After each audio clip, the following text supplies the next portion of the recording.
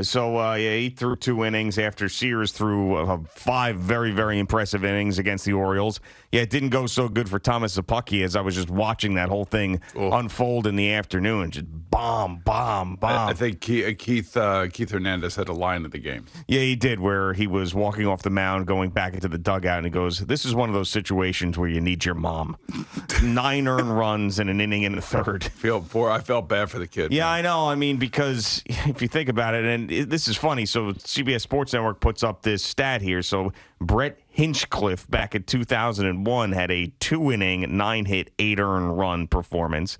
It was Szapucki yesterday, 1 1/3, 7 hits, 9 earned runs, 4 home runs allowed.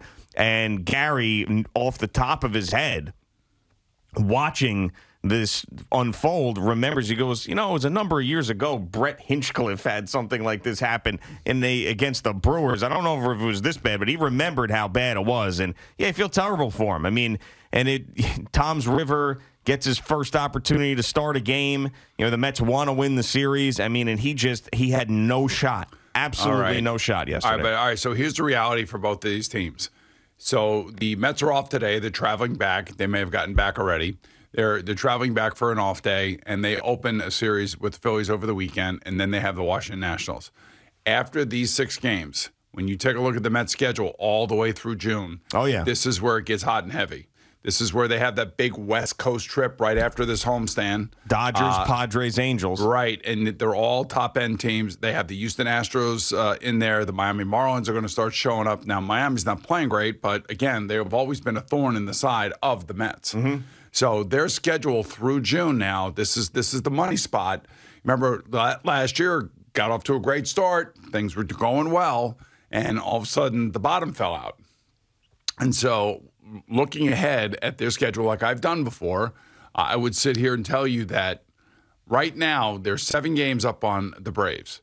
This is the moment of where they have to somehow stay around 500 through the month of June. I don't know if they'll be able to do it. Can't be getting swept. You can't have extended losing streaks. I mean, and I really don't. They lost a series to the Giants. Yeah, so. I know, and it's the first time, in a very long time that they had lost after a loss. I mean, they had gone. Look at their pitching situation. I mean, it was the 3rd best in the history of baseball streak for losing after or winning after a loss. That the Mets had been that good for them. But, yeah, I mean, this is what happens when DeGrom and Scherzer go down, and then your 3rd starter, blows up on you, and Chris Bassett in this series, and then you have to throw out an inexperienced young guy who gets roasted. I mean, this is going to be an issue. Yeah. It's definitely going to be an issue for them. It's rough for them. It's also rough for the Yankees. So, looking at the Yankees lineup yesterday, I'm thinking, man, this is like shades of 2018. Where Andujar is right in the middle of everything. Yeah. And a year in which he had a very good chance of winning the Rookie of the Year. He didn't win it. That was the year, I believe, Luke Voigt came here. They had all these crazy, Tyler Wade, all these different Gio Urshela. Right, all these crazy different kind of situations and batting orders and pitching situations. And they went on, and they had a great season in 2018, regular season anyway. And I don't know. I don't know what Brian Cashman will do. I'm depending on these injuries to Loizaga now, injuries to, of course, Chapman and Stanton. Stanton goes on the IL. I mean, so you have a lot of things that, and look, all of these things happen to every team in the league. Mm-hmm. It's just a matter of when they happen, and do they happen in big clusters, or do they happen like, here and there guys out of the lineup? This seems to be like a cluster thing now. It does seem to be a cluster thing. A cluster F is basically what we're talking about. A cluster fudge. Yeah. So you've got Giancarlo Stanton, who originally was a calf thing, but now they're saying a bruised ankle. So I don't know. I guess that's better. I guess so. I'd much rather have a bruised ankle than a calf thing. Or a sore ankle. He's got right ankle inflammation. You got a calf thing? Yeah, calf thing's a little bit of a lingering situation, especially for a guy like Giancarlo Stanton that we've seen be out with a lot of muscle injuries. You're getting tendons and all kinds of stuff like that put together and stuff. But it's ankle inflammation, so it's 10-day IL. And then, of course, we knew that Chapman previously was going on the IL. I mean, it's just it happens every year. You just got to be able to. Chad Green's gone for 2 years. Yeah, I know, which is a real shame because he's been such a workhorse for the Yankees. But, I mean, the Yankees actually, over the last couple of years, some of the most exciting baseball they have played is when their guys have been hurt. Like, they have withstood the injuries pretty well. The Mets, on the other hand, you could point right to the Jacob deGrom injury last year is when they really fell off the face of the earth.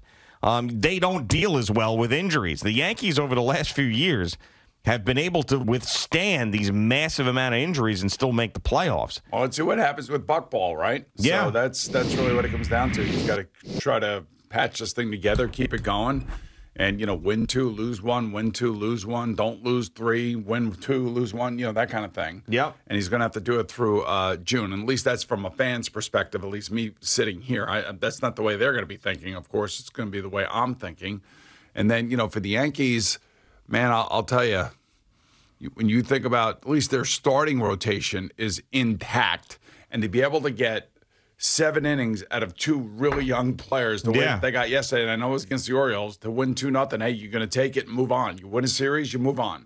Exactly. I mean, and that's what both teams were hoping for, and one of them got it. But, yeah, no, I mean, that's what you needed to do. There's no way that you could lose another game to the Orioles. Every time you lose a game to the Orioles, it feels like you lose 2 because you're wasting an opportunity to beat up on such a bad team. And also, we didn't mention, LeMahieu out of the lineup because of the left wrist discomfort, too. Yeah. I mean, so that's another guy, another ailing person for the Yankees. There were 2 things that happened last night, and if you watched either one of them or you were able to flip back and forth between the 2 of them the way that I was doing last night when I got home from the Ugly Duckling, you saw the disparity between what's going on in the NBA playoffs and what's happening in the NHL playoffs. So the NBA playoffs, Boston wins. I mean, maybe it could have been one of the ugliest games that you could have watched from a basketball series. I mean, it was just brutal, man, absolutely brutal. And and even the guys doing the game and the halftime and everything and the post game stuff, it was just awful. I mean, there was no flow to the game. There was nothing. There was a lot of guys injured. There's guys banging around. There's guys missing shots. I mean, it was just unbelievable. So Boston goes on a win. It's a huge win for them. They're one win away from winning that series and making it to the finals. I don't know if either one of these teams can hang with the Golden State Warriors. This is just I don't think so either. I just don't say. Maybe they win one game, but man, I'll tell you, if the Warriors stay healthy, there's no way. And then you have the Blues and the Avalanche. Now, the Avalanche have a player, his name's Nathan MacKinnon. And Nathan MacKinnon, I would probably say, is the second best player in the NHL today. His speed, his size, his ability to stick handle and shoot is off the charts. They were steamrolling the St. Louis Blues at home last night in Colorado.